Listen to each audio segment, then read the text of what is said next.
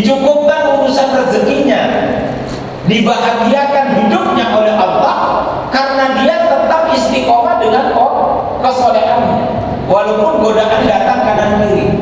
Tapi karena dia tidak tahan uji, ternyata jebol lewat istrinya, sehingga akhirnya Bal'am fansalakha. Karena dia fansalakha, maka dihancurkan Bal'am oleh Allah hidupnya di dunia. Dikirim oleh Allah penyakit ke negeri Kan'an, 70.000 orang lebih harus tewas karena kena penyakit itu. Goro-goro perbuatan siapa?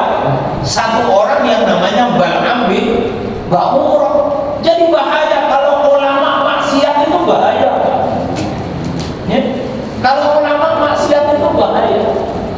Nah, ulama ini awalnya lurus-lurus saja, tapi ketika didekati oleh apa? Ya, didekati oleh siapa saja yang di situ menawarkan uang, di situ menawarkan jabatan, kadang-kadang yo apa namanya, agak oleh gitu.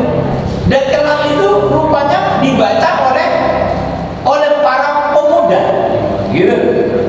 Para pemuda itu membaca peluang itu, sehingga kalau berhadapan dengan dengan para aktivis agama, mereka harus cari padanan kekuatan yang juga berbasis agama. Tinggal disupport saja dibangunin masjid, tinggal disupport saja dikasih biaya hidup. Nah, itu nanti ya suaranya membela, kan kira-kira begitu kan? Jadi mau urusan laut dikapleng dikasih sertifikat, dia tetap dibela. Nah, kira-kira begitu loh, Pak. Bisa dipahami ya? Bisa dipahami. Ya, saya juga mungkin loh, Pak.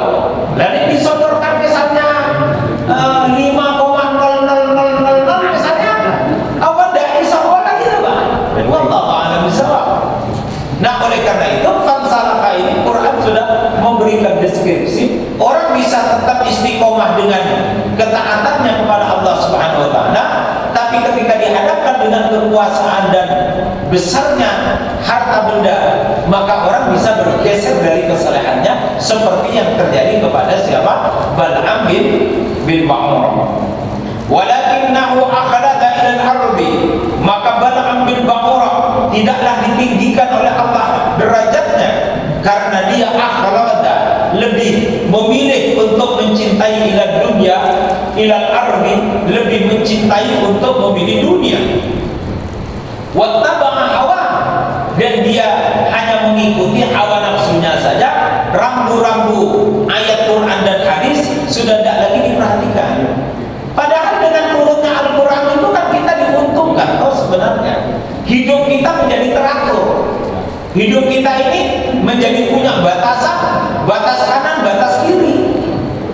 Coba kalau kita tidak punya Al-Quran, ya, apa yang terjadi kira-kira? Iso gonta-ganti pasangan, Pak. Tapi kita ngerti Quran, punya istilah pernikahan, menikah. Maka kita ketika cinta kepada perempuan, kita menikah untuk menyalurkan libido lewat pernikahan. Karena kata psikoanalisis Sigmund Freud itu id ego super ego. Urusan itu tidak bisa ditahan, harus disalurkan. Nah, cara menyalurkannya di dalam konsep Islam itu adalah apa? Pernikahan. Benar apa enggak, Pak? Harus disalurkan. Kalau enggak, bahaya, Pak. Ya, harus disalurkan. Kecuali kalau dia bisa bersabar dengan berpuasa, dengan berolahraga.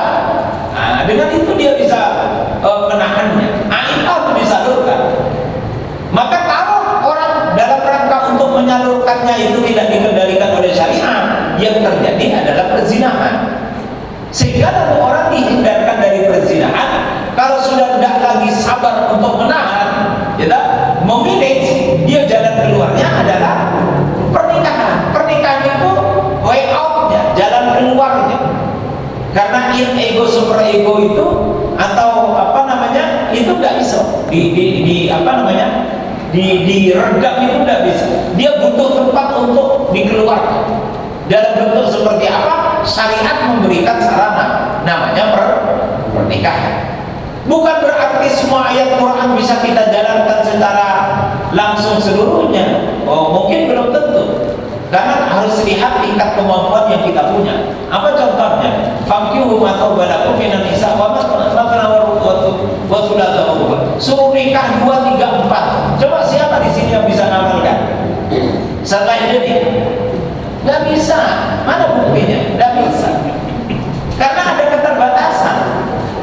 Nah, keterbatasan itu menyebabkan kita, tapi kita merasa yakin semua Quran itu benar, 30 juz semuanya benar, bahwa kita belum bisa menjalankan seluruhnya, ya karena ada situasi kondisi yang tidak memungkinkan untuk menjalankannya. Ya udah apa-apa.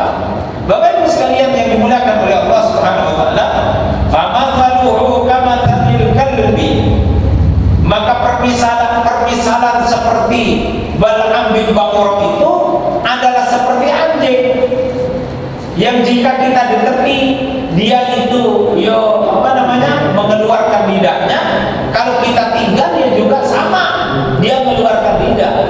Di Ibnu Katsir ini ada riwayat di belakang disebutkan bahwa lalu kemudian Bal'am itu karena asiknya berdoa itu sampai lidahnya itu keluar julur gitu. Ya, karena dari saking minta agar dikabulkan Musa itu dihancurkan, tapi tidak juga dikabulkan oleh Allah, sampai kemudian lidahnya itu julur seperti anjing. Maka dikasih permisalan bahwa orang seperti Bal'am bin Baqarah itu seperti anjing.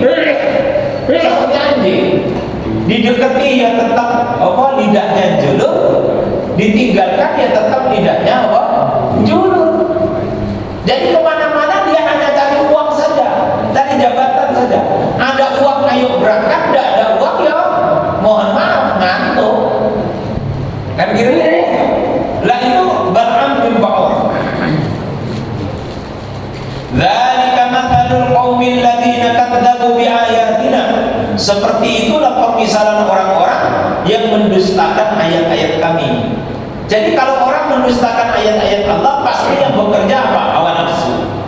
Kalau hawa nafsu yang bekerja, zuyyina linnas hubbus syahawat minan nisa, pasti dia selingkuh, pasti dia berzina.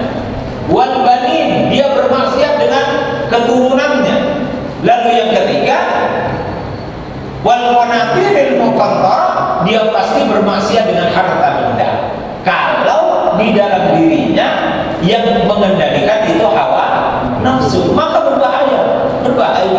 Apalagi uangnya banyak, maka tingkat maksiatnya jauh lebih besar. Apalagi orangnya pintar, kerusakannya lebih besar.